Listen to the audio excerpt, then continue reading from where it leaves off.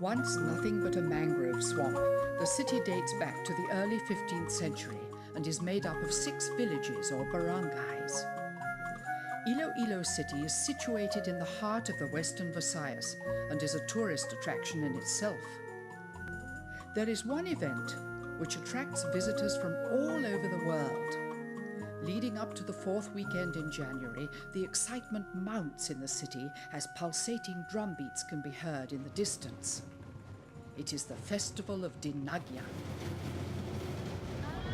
And 17 fireworks companies vie for the honor of lighting the Iloilo city sky with jewels.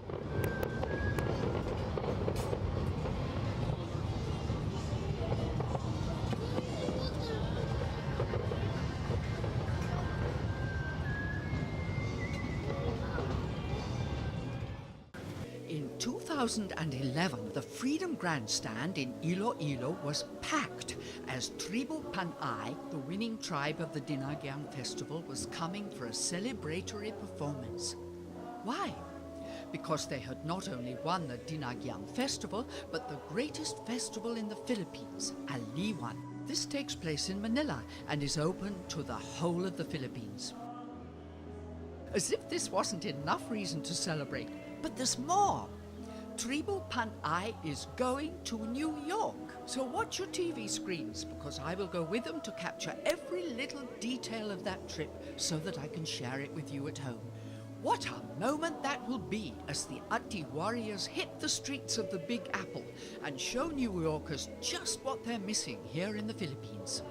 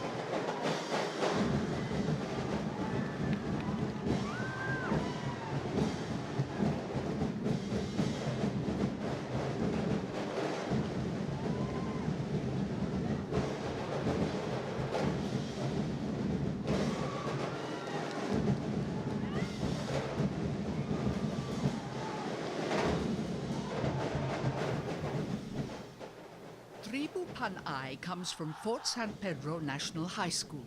As part of their prize, they won 170,000 pesos plus a trophy.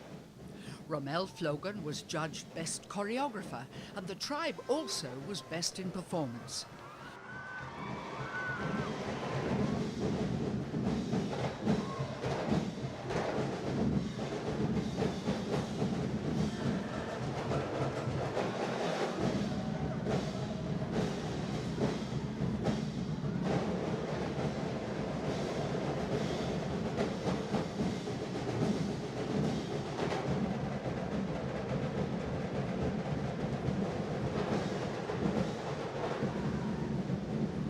The Honourable Mayor Jed Mabilog will go with the tribe when they visit New York.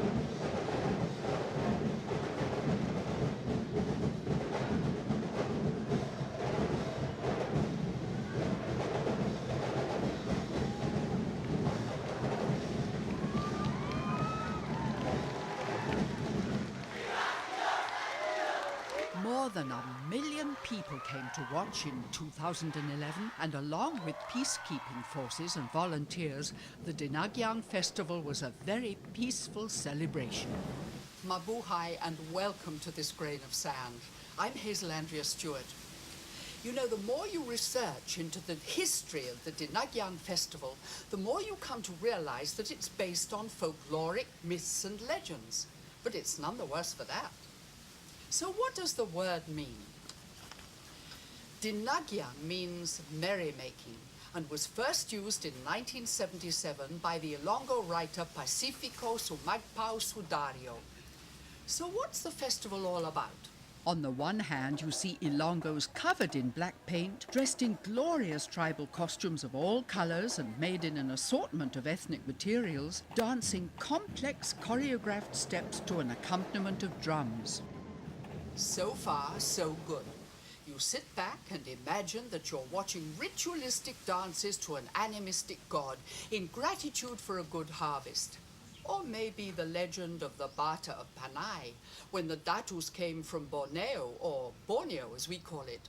So let's take a look at that legend as interpreted by the Dingayang theatre. 30,000 years ago, before islands were islands, before the ice melted, they came to this place. They came from the jungles of Malaya and Borneo with their animistic gods. So the legend goes.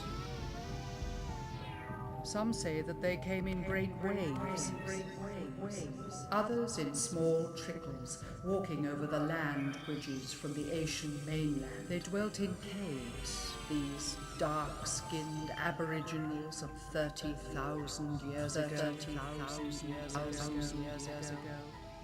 They came to hunt, to fish, and to gather seeds from the land.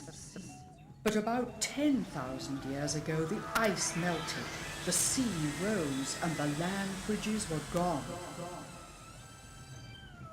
And then the visitors came. So the legend goes. His name was Datu Puti. He was their leader, so the legend goes. There were 10 of them. Datus they were, patriarchal chiefs fleeing from their island of Borneo. So the legend goes. To share his dream, he brought his beloved. Together they would break the cords that held them. They would escape the tyranny that bound them, the tyranny of the Sultan Makatuna.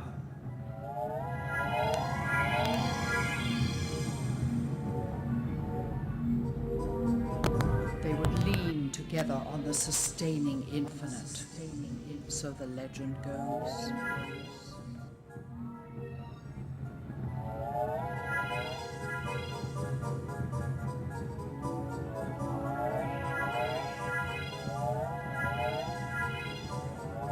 He led them across unknown waters, away from his island of Borneo, navigating by the stars, listening to the wind.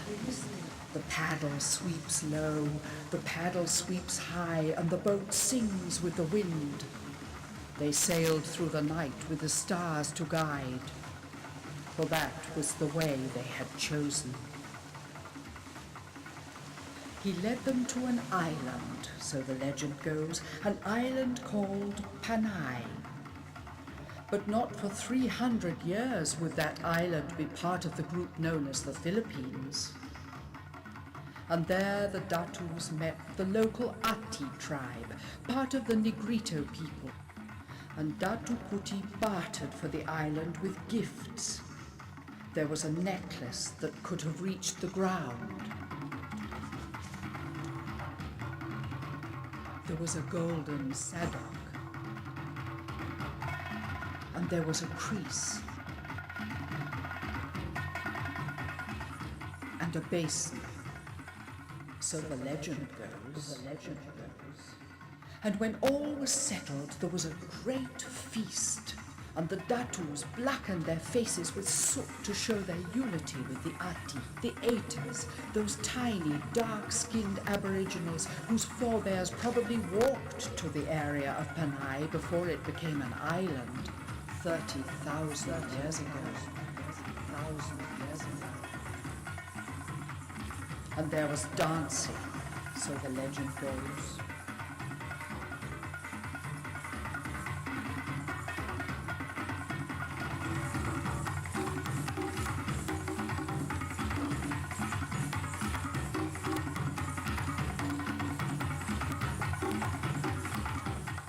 But the legend lives on.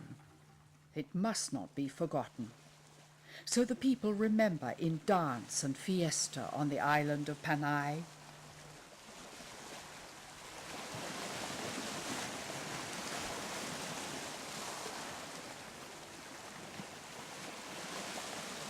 They remember in the city of Iloilo, because just along the coast is the very rock on which the barter took place.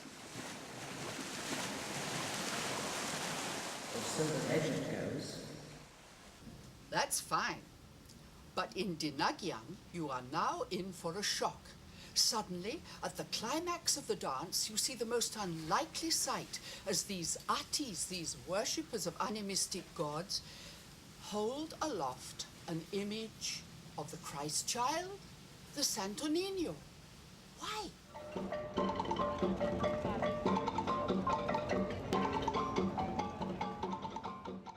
Now you have to move forward 300 years.